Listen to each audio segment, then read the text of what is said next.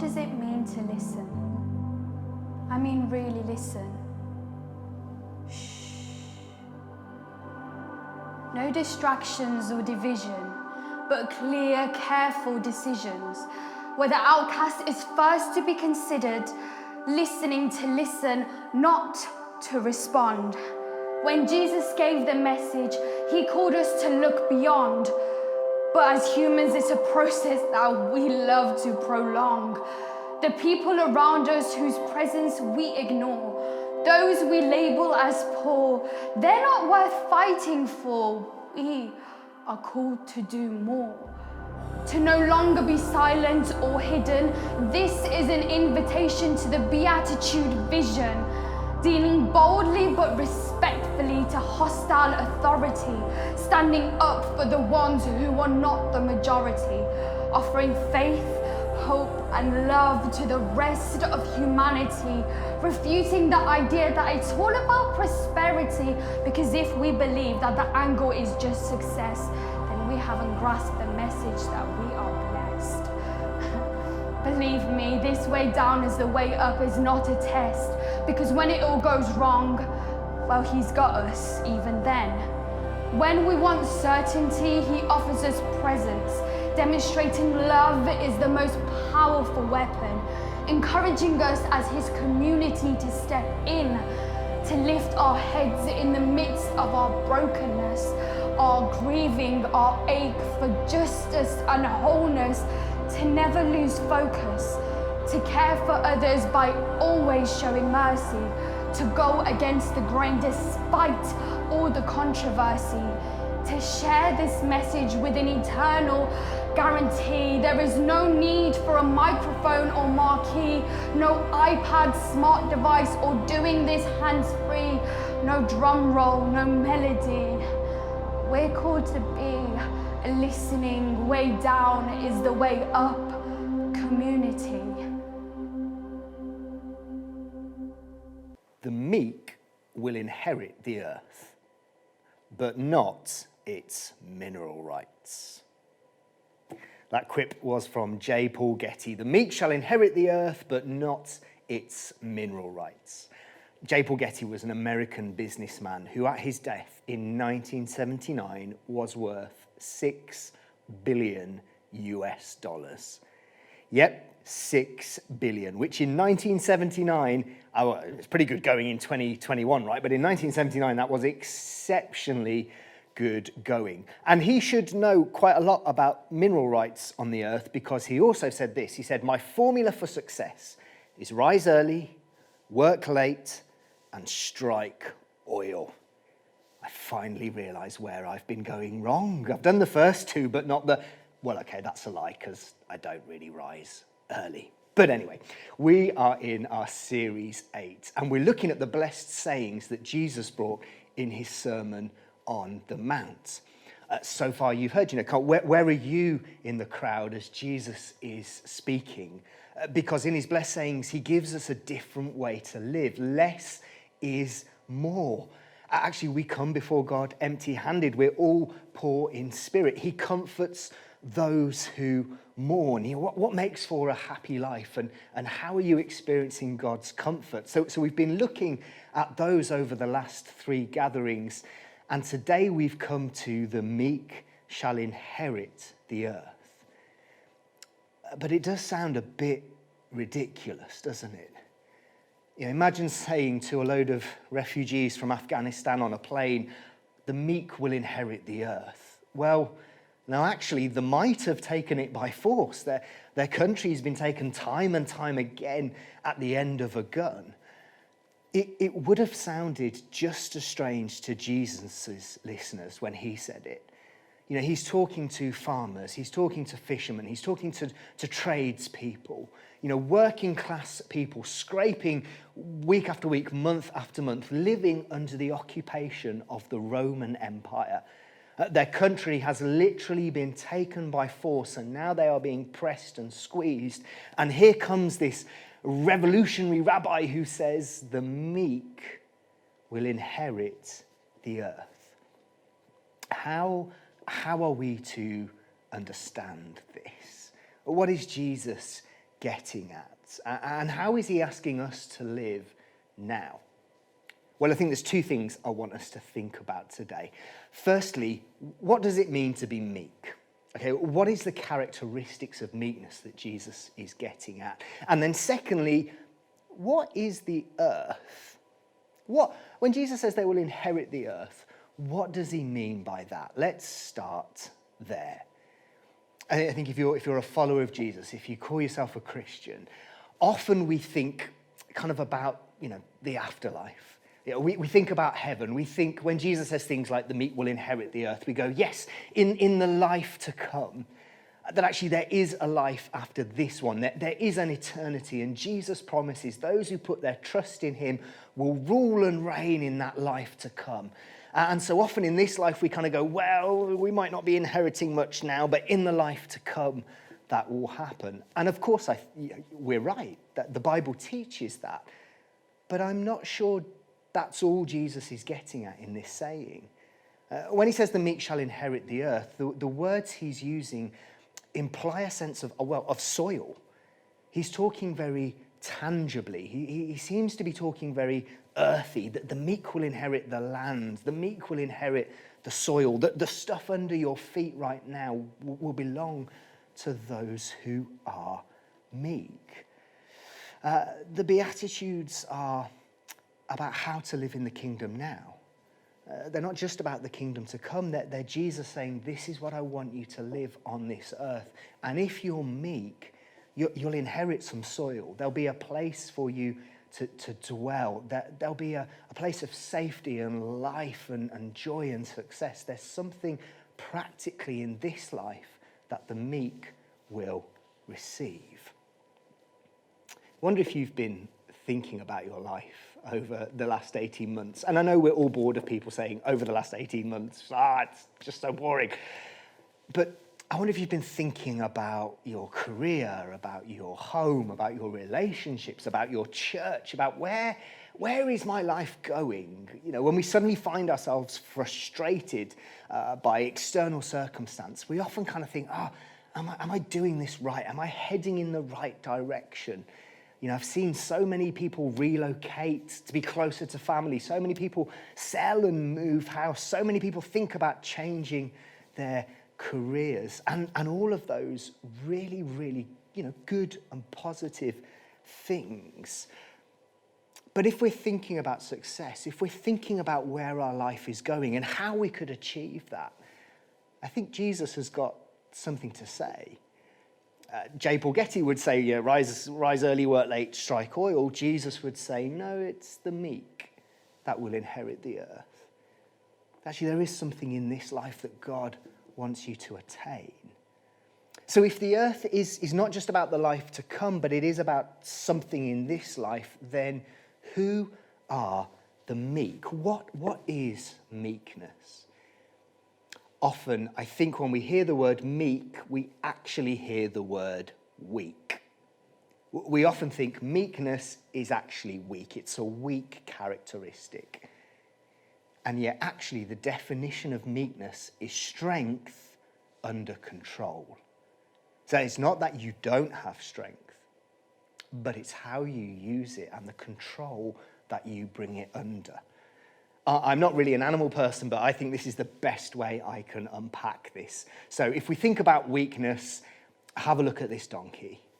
Worked to the bone, all of his strength gone, collapsed on the floor. There is no strength left. If he wanted to, he couldn't. He is weak. His strength has gone. It's terrible, isn't it? The things humans do to animals. So that's weakness, this poor donkey that's been worked to the bone and collapsed. Here is might, wild horses.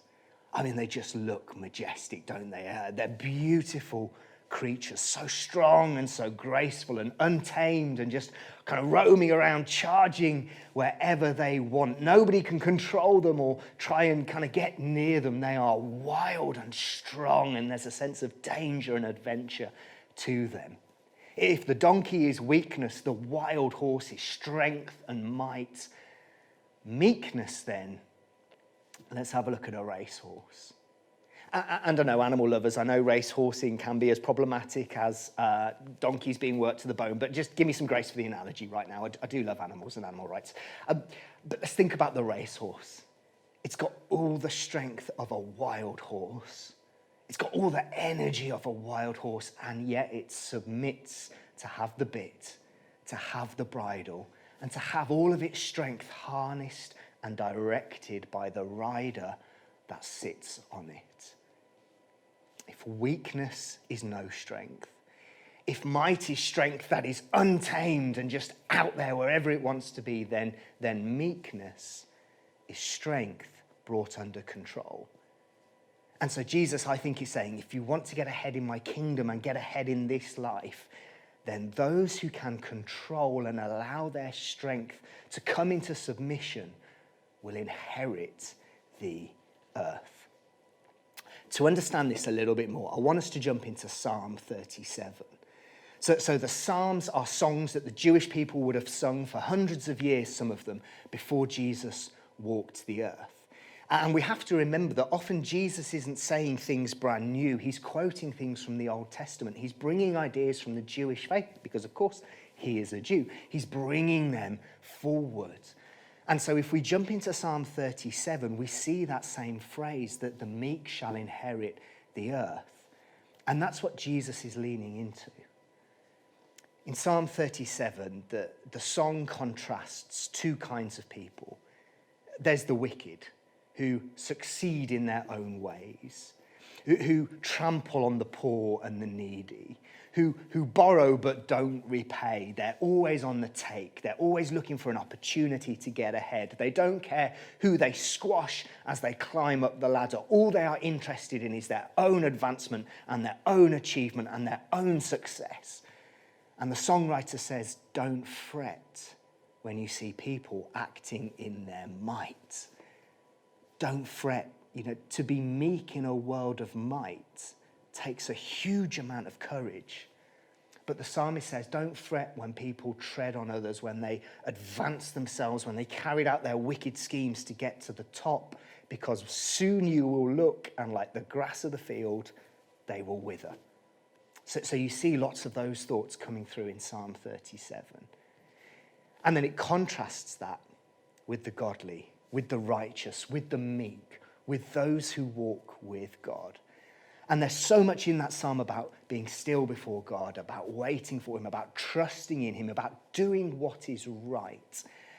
But I want to distill that down into three words. What do the meek do? I think this psalm gives us three things. They dwell, they delight, and they defer. The meek can dwell, delight, defer. Let's read some of it. So from verse 1, do not fret because of those who are evil, or be envious of those who do wrong. For like the grass they will soon wither, like green plants they will soon die away. Trust in the Lord and do good. Dwell in the land and enjoy safe pasture. Take delight in the Lord, and he will give you the desires of your heart. Commit your way to the Lord. Trust in him. Three things the meek do: dwell, delight, defer. Trust in the Lord and do good. Dwell in the land. I think this can be a bit of a challenge for us to dwell, to put down roots, to abide, to settle down. Often our lives can be filled with such dissatisfaction. Our whole consumer society is built on dissatisfaction, isn't it? The minute you get the next thing, the next thing's already come out. The minute you get the new phone, it's already out of date. The minute you get that next promotion, you find actually where I really want to be is here. We live in a world of dissatisfaction where we're motivated to get more and more and more and more. And yet the psalmist says the meek can dwell. Actually, they can be at rest with where they're at. Contentment is a spiritual discipline. Being content is a spiritual discipline, and it's really hard. It's one of the ones I struggle with the most, and I have to say that because my wife and my close friends will have me if I don't. to just sit and go, do you know what? If I'm safe with the people I live with, if I've got somewhere to live and I know what I'm having for dinner, well, globally, I'm pretty wealthy. You might not feel like it, and you might see that you've got kind of stresses and worries, but if you've got those three things, you are so far ahead, so many people in our world. Can you dwell? Can you be content? Can you say, actually, God, I'm grateful for the things you've given to me? I can bring my strength, my desires, my wants, I just want to kind of roam free and go anywhere, and go, no, actually, I'm going to be content. The boundary lines have fallen in a good place for me. A little later in Psalm 37, it says this, better the little the righteous have than the wealth of the wicked. And those who are meek can practice contentment and go, yeah, there is more and I could have more, but actually I'm going to be content with where I am at. It doesn't mean you can't be ambitious, doesn't mean you can't have plans and dreams. We'll come to that. But are you content? Because if you're not content with where you are now, I promise you, when you get wherever you think there is, you will not be content there either. The meek inherit somewhere to dwell because they're content. They practice gratitude and contentment. Dwell in the land and enjoy safe pasture. Don't always be looking at what someone else has got or where else you could go. Enjoy what God has given you right now. Take delight in the Lord, and he will give you the desires of your heart. So they dwell, they're content with where they're at, and then they delight in the Lord. Now, I love this verse, and often we square this off. So we say, take delight in the Lord, and he'll give you the desires of your heart. And so often as Christians, we think all of our desires are wrong and sinful, and therefore we've got to find a way to square this. And in a sense, we're right. Generally, the human heart left to its own devices isn't that great. So what we say is if you take delight in the Lord, he will implant desires in your heart, and then he'll fulfill them. I'm not so sure that's right. It is a little bit.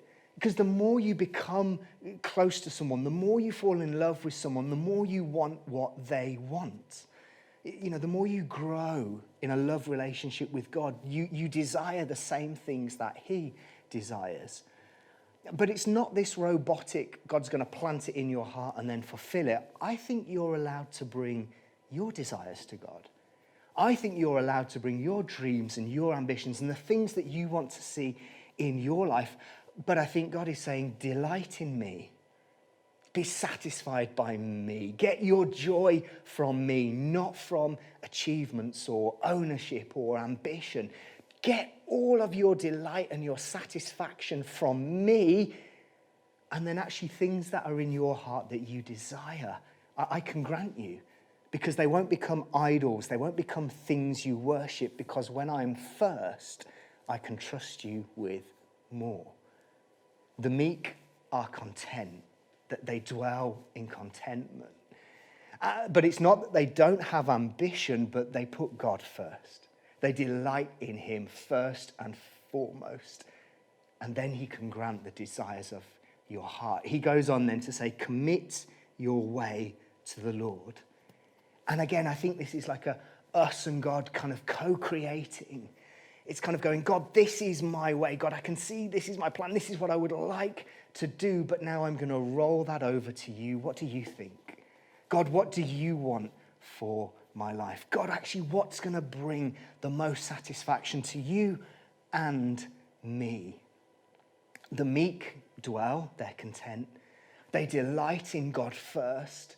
And then when it comes to what they want and where their life goes, they defer it. God, this is where I would like to go, but I defer it. I commit it to you. I've got all of this strength. But like that racehorse, I'm going to trust in the rider to point me and keep me in the right direction. Those who do that shall inherit the earth. If we come back to J. Paul Getty, he said a few other interesting things. He said this, he said, a lasting relationship with a woman requires you to be a business failure, and I hate to be a failure. he was married 5 times. He also said, I regret the failures in my marriages. If I could give all my millions for one lasting success with a woman, I would. You see, his formula for success made him very, very wealthy. But did he find somewhere to dwell? He might have had the mineral rights, but towards the end of his life, he's starting to say, I don't think I've got the earth. I don't think I'm grounded somewhere. I've not been able to build a life in which I felt fulfillment in my relationships. And I'm not suggesting that a happy marriage is everything that will fulfill you and that's what everyone should go for. But here's a man who pursued everything he thought he wanted and yet at the end went, I regret. I took the mineral rights, but I actually didn't find a place to dwell. In Psalm 37, it goes on to say this in verse 10, a little while and the wicked will be no more. Though you look for them, they will not be found. But the meek will inherit the land and enjoy peace and prosperity. As Jesus speaks this out to these working class, these tradespeople, these who are scraping a living and a business together under the oppression of the might of the Roman Empire, he says, the meek shall inherit the earth. And in their ears, they hear this song and enjoy peace and prosperity.